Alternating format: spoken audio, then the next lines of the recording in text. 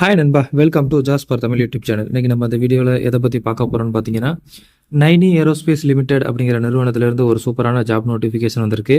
அதை பற்றின ஃபுல் டீட்டெயில்ஸாக நாம் இந்த வீடியோவில் பார்க்க போகிறோம்.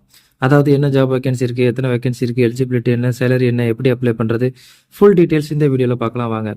வீடியோக்குள்ளே போகிறதுக்கு முன்னாடி நம்ம சேனலுக்கு நீங்கள் இப்போ தான் ஃபஸ்ட் டைம் விசிட் பண்ணுறீங்கன்னா இந்த வீடியோக்கு கீழே இருக்க ரெட் கலர் சப்ஸ்கிரைப் பட்டனை கிளிக் பண்ணி சப்ஸ்கிரைப் பண்ணிக்கோங்க. கூடவே வர bell simple all notification enable பண்ணிக்கோங்க. அப்போ தான் நான் போகிற வீடியோஸ் உடனுக்குடன் உங்களுக்கு நோட்டிஃபிகேஷன் வரும். அது மட்டும் இல்லாமல் நம்ம சேனலோட official WhatsApp group link and Telegram channel link இந்த வீடியோட டிஸ்கிரிப்ஷனில் இருக்குது, மறக்காமல் செக் பண்ணிட்டு ஜாயின் பண்ணிக்கோங்க. ஓகே நண்பா, வாங்க வீடியோக்குள்ளே போகலாம். இந்த வீடியோ ஸ்கிப் பண்ணால் ஃபுல்லாக பாருங்கள், அப்போ தான் உங்களுக்கு ஃபுல் டீட்டெயில்ஸ் புரியும். ஓகே நண்பா, இதுதான் பார்த்தீங்கன்னா நைனி ஏரோஸ்பேஸ் லிமிடெட் அப்படிங்கிற நிறுவனத்திலிருந்து வந்திருக்கக்கூடிய ஜாப் நோட்டிஃபிகேஷன். இந்த நிறுவனம் பார்த்தீங்கன்னா எப்போ தொடங்கியிருக்காங்கன்னு பார்த்தீங்கன்னா டிசம்பர் 29, 2016 தான் இந்த கம்பெனி வந்து தொடங்கியிருக்காங்க. இந்த கம்பெனி பார்த்தீங்கன்னா வந்து ஹிந்துஸ்தான் ஏரோநாட்டிக்கல் லிமிடெடோட சப்சிடரி அப்படின்னு சொல்லியிருக்காங்க. இந்த கம்பெனியிலிருந்து தான் இப்போ ஒரு வேகன்சி வந்திருக்கு. அது என்ன வேகன்சி அப்படிங்கிறத பார்க்கலாம். ஃபஸ்ட்டு வந்து இந்த ஜாப் பொறுத்தளவுக்கு வந்து நீங்கள் 3 இயர்ஸ் வந்து இந்த ஜாபில் வந்து நீங்கள் ஒர்க் பண்ணிக்கலாம் அப்படிங்கிறதை சொல்லியிருக்காங்க. அடுத்து வந்து என்னென்ன வேகன்சி இருக்குது அப்படின்னு பார்த்தீங்கன்னா, ஆப்ரேட்டர் எஸ்எஸ் ஃபிட்டருக்கு வந்து வேகன்சி இருக்குது அப்படின்னு சொல்லியிருக்காங்க.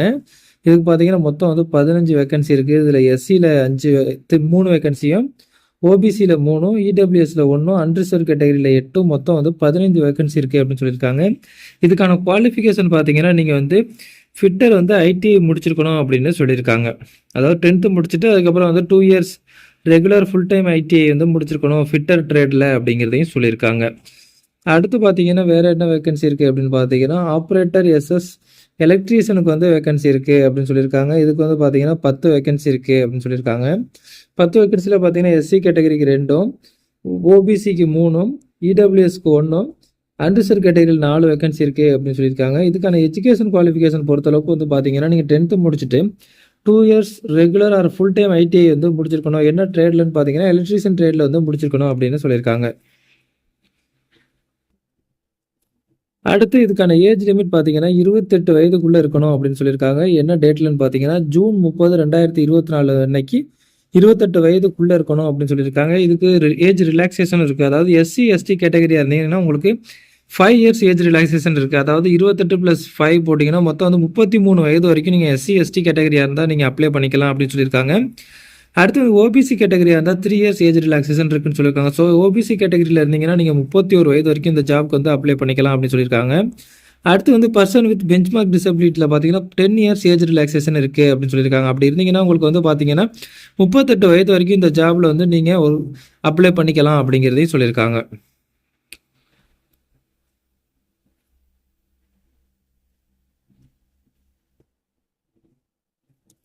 அடுத்து முன்னாடியே சொன்னது மாதிரி இந்த ஒர்க்கில் வந்து நீங்கள் வந்து 3 இயர்ஸ் வந்து ஒர்க் பண்ணிக்கலாம் அப்படின்னு சொல்லியிருக்காங்க.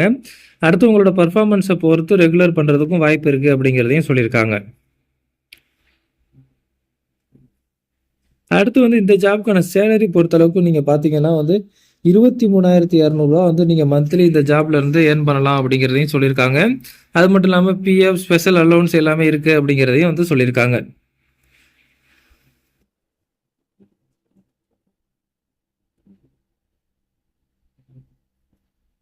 அடுத்து செலெக்ஷன் ப்ராசஸ் பொறுத்தளவுக்கு கேண்டிடேட் வந்து ஆன்லைனில் தான் அப்ளை பண்ணணும் அப்படின்னு சொல்லியிருக்காங்க. ஆன்லைனில் அப்ளை பண்ணதுக்கு அப்புறம் உங்களோட கட் ஆஃப் மார்க்கை வச்சு அவங்க ஷார்ட் லிஸ்ட் பண்ணுவாங்க அப்படின்னு சொல்லியிருக்காங்க. ஃபஸ்ட்டு வந்து நீங்கள் வந்து அன்ரிசர்வ் கேட்டகரி ஓபிசி ஆர் இடபிள்யூஎஸ்ல இருந்தீங்கன்னா நீங்கள் வந்து ஐடிஐயில் வந்து 60% மேலே மார்க் எடுத்து பாஸ் பண்ணியிருக்கணும் அப்படின்னு சொல்லியிருக்காங்க. எஸ்சி எஸ்டி பிடபிள்யூபிடி கேண்டிடேட்டாக இருந்தால் 50% மேலே மார்க் எடுத்து பாஸ் பண்ணியிருக்கணும் அப்படின்னு சொல்லியிருக்காங்க. அடுத்து வந்து ஷார்ட்லிஸ்ட் கேண்டிடேட்டை வந்து ரிட்டன் எக்ஸாம் வந்து அட்டன் பண்ணுறது மாதிரி இருக்கும் அப்படின்னு சொல்லியிருக்காங்க. ஒன்ஸ் வந்து நீங்கள் உங்களோட அப்ளிகேஷனை சப்மிட் பண்ணதுக்கப்புறம் அவங்க உங்களோட அப்ளிகேஷனை வெரிஃபை பண்ணிவிட்டு ஷார்ட்லிஸ்ட் கேண்டிடேட்டை ரிட்டன் டெஸ்ட்டை எழுதுறதுக்கு இன்வைட் பண்ணுவாங்க அப்படின்னு சொல்லியிருக்காங்க.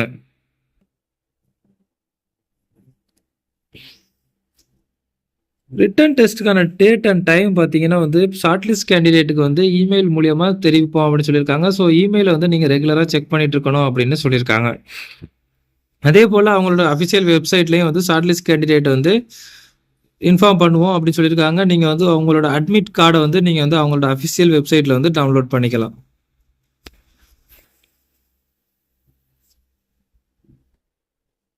அடுத்து வந்து ரிட்டன் டெஸ்ட்லேயே என்னென்ன கொஸ்டின்ஸ் இருக்கும், எத்தனை மார்க்ஸ் இருக்கும் அப்படிங்கிறதையும் வந்து அவங்க கிளியராக அதில் மென்ஷன் பண்ணியிருக்காங்க. இதில் பார்த்து நீங்கள் தெரிஞ்சுக்கலாம். அடுத்து வந்து இந்த ஜாப்க்கு வந்து நீங்கள் அப்ளிகேஷன் ஃபீஸ் பே பண்ணுறது மாதிரி இருக்கும். பார்த்தீங்கன்னா வந்து 200 வந்து நீங்கள் அப்ளிகேஷன் ஃபீஸ் வந்து பே பண்ணுறது மாதிரி இருக்கும் அப்படின்னு சொல்லியிருக்காங்க. யார் யாருக்குன்னு பார்த்தீங்கன்னா unreserved category, OBC, EWS candidate பார்த்தீங்கன்னா ₹200 வந்து ஃபீஸ் பே பண்ணுறது மாதிரி இருக்கும் அப்படின்னு சொல்லியிருக்காங்க. அடுத்து வந்து எஸ்சி, எஸ்டி, பிடபிள்யூடி கேண்டிடேட்டாக இருந்தீங்கன்னா நீங்கள் எந்த ஒரு ஃபீஸும் பே பண்ண தேவையில்லை அப்படிங்கிறதையும் வந்து அவங்க சொல்லியிருக்காங்க. இந்த அப்ளிகேஷன் ஃபீஸ் எப்படி பே பண்ணணும், ஆன்லைனில் நீங்கள் அப்ளிகேஷன் சப்மிட் பண்ணும்போது பே பண்ணணும் அப்படின்னு சொல்லியிருக்காங்க. எப்படி அப்ளை பண்ணுறதுன்னு பார்த்தீங்கன்னா நீங்கள் வந்து ஃபஸ்ட்டு வந்து அவங்களோட அஃபிஷியல் வெப்சைட்டில் போய் உங்களோட அப்ளிகேஷனை வந்து சப்மிட் பண்ணணும். அஃபிஷியல் வெப்சைட் என்னென்னு பார்த்தீங்கன்னா www.nael.co.in அப்படிங்கிற இமெயில் வெப்சைட்டில் போய் நீங்கள் வந்து அவங்களோட அப்ளிகேஷனை வந்து சப்மிட் பண்ணணும் அப்படின்னு சொல்லியிருக்காங்க. இந்த அப்ளிகேஷன் சப்மிட் பண்ணுறதுக்கான லாஸ்ட் டேட் பார்த்தீங்கன்னா ஆகஸ்ட் 26ன்னு சொல்லியிருக்காங்க. ஆகஸ்ட் 26க்குள்ளே நீங்கள் வந்து உங்களோட அப்ளிகேஷன் வந்து சப்மிட் பண்ணணும் அப்படின்னு சொல்லியிருக்காங்க. அடுத்து வந்து முக்கியமான விஷயம், இந்த ஜாபுக்கு வந்து ஆன்லைனில் மட்டும்தான் அப்ளை பண்ண முடியும் அப்படின்னு சொல்லியிருக்காங்க. ஸோ வந்து போஸ்டல்லையோ, இமெயிலையோ, ஃபேக்ஸ்லையோ இல்லை கொரியர்லையோ வந்து நீங்கள் அப்ளை பண்ண முடியாது அப்படிங்கிறதையும் சொல்லியிருக்காங்க.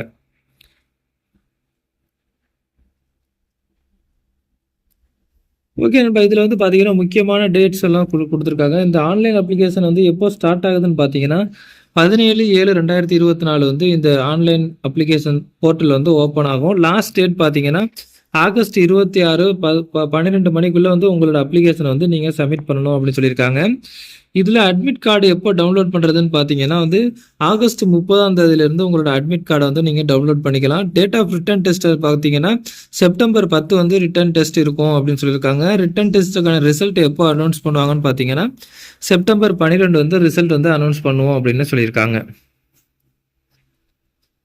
ஓகே நண்பா, இந்த நோட்டிஃபிகேஷன் டவுன்லோட் லிங்க் நம்ம வீடியோட டிஸ்கிரிப்ஷனில் இருக்குது. நான் டவுன்லோட் பண்ணி இந்த நோட்டிஃபிகேஷனை ஃபுல்லாக படித்து பாருங்கள்.